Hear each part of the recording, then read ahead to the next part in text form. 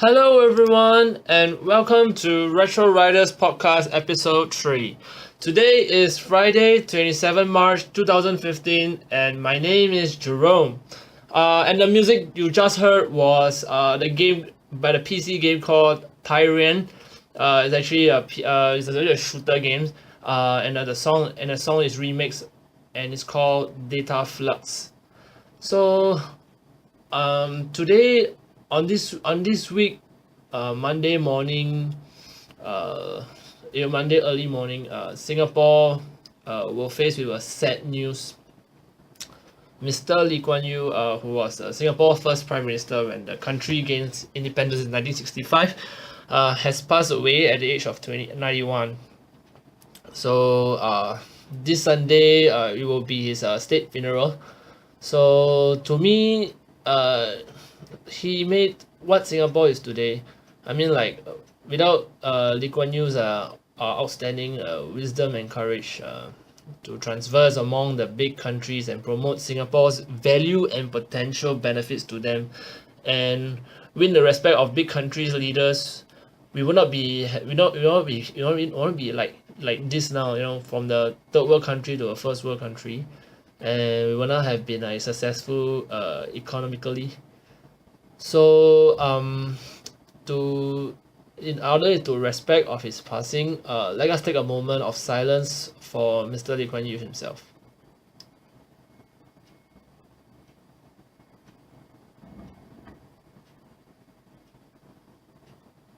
And welcome back. So okay, today I have a lot of stuff I want to clear today.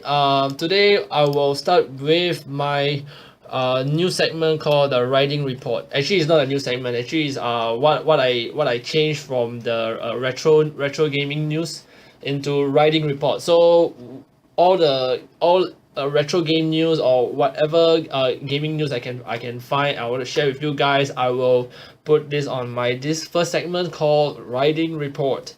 Okay, so the first Riding Report I'm gonna have show you is it's something from the Sweden. Sorry, it was Sweden, I think. Yeah, in the Swedish airport, they did something very special. Like they use retro video game arcades, and three in fact. Like for now, they had the Pac-Man, Galaga, and Space Invaders. So what's so special about these three machines is actually you can put any currency or any the coins that you have left over, so it will donate to the Red Cross, and then you can play the games. So play the games. You just put any, regardless of how much you put in.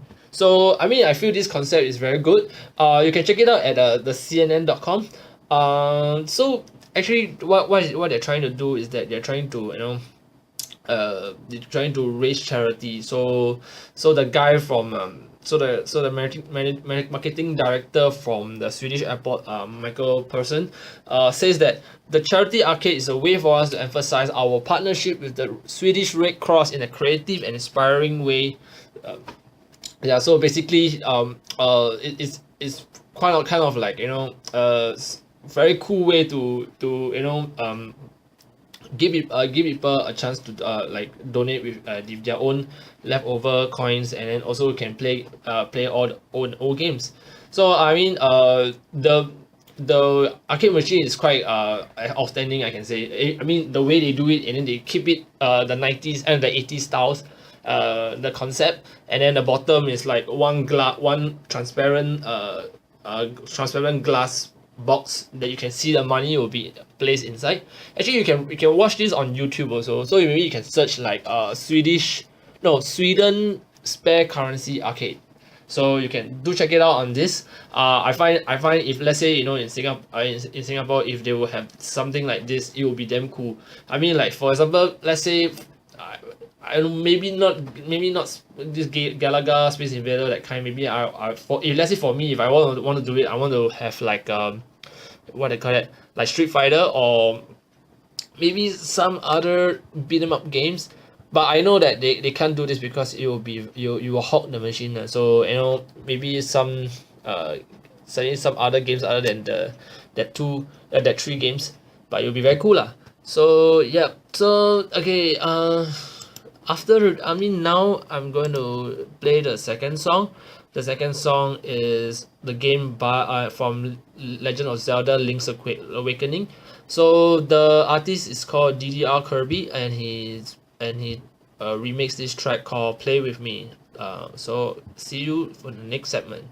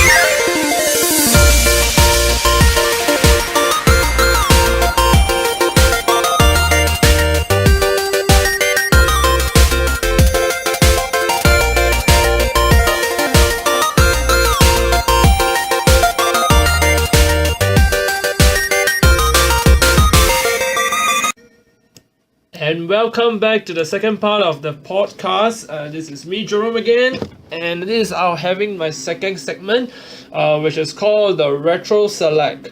So basically, Retro Select is like a game. It's like where I will introduce a game which is not many people will think about, or maybe it's like very underrated, or maybe it's nobody have much interest of the game.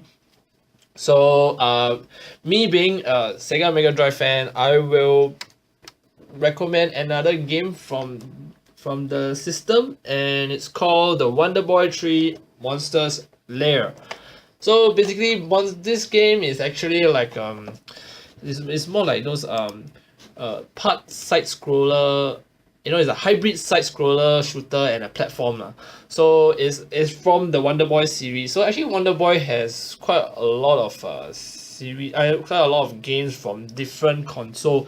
So basically, this one was not very well liked by everyone, but it's still a decent game. It's still fairly fun. In to this day, if you still play it lah. But it's a lot of people don't really like the game because I think has to do with instead of a platform, it's like a shooting game. So I don't know why they don't like it. But to me, when I was young, when I had this game, when I ran this game, it was one of my favorite games. of all time, for this Mega Drive platform. So actually the game is like just dodging enemies, trying to shoot, trying to collect as much floating fruit as you can. So the floating fruits will add up to the fuel meter at the top of the screen. Then it will like it will sometimes recover the health and also have more points. But then there's a lot of like very very cute bosses. Actually, the boss are very very like there's one big fish, or there's one I can't remember, like a snake, you know. So the whole game was quite a fast one actually. If I'm not wrong, everything went by. I mean, you can complete it maybe like less than 50 minutes. If I'm not wrong. So but the game, like they say, the game was not very well known to everyone, because I think people were more interested in the Wonder Boy, the previous Wonder Boy game. I can't remember what is it called. I have that game. I can't remember what's the name. Never mind, it's too far away. But anyway, yeah. So to say that why I recommend Wonder Boy 3 Master Lair is because its first thing is cute. It's the replay value is still there, and it's not and it's like it's a very good shooter lah. I can feel it. I mean, like, I don't know how to tell. I don't know how to explain. It's like if you want, you can play two players, and because there's one female character with the main character. So I mean, for a two-player game, I feel this game is quite awesome like, if you want to find one person to play with you for this, for like, for few minutes. This game is worth the try, and worth to, if it goes cheap, on the eBay or on anywhere you can find, I do grab it, because this game for the Japanese version, it's pretty X now. I think it's maybe like about almost $40 I think. But anyway, yeah, this game is awesome. I do recommend this. It's an underrated game. Yeah, you should play it. So okay, that goes to my short podcast this week. But next week I will have special guests coming to. That will be my first guest actually. You'll be coming to record a podcast with me, and he's my very dear friend too. So I hope you guys will tune in next week on Sunday for 4th of April. So I'll see you guys soon. Bye.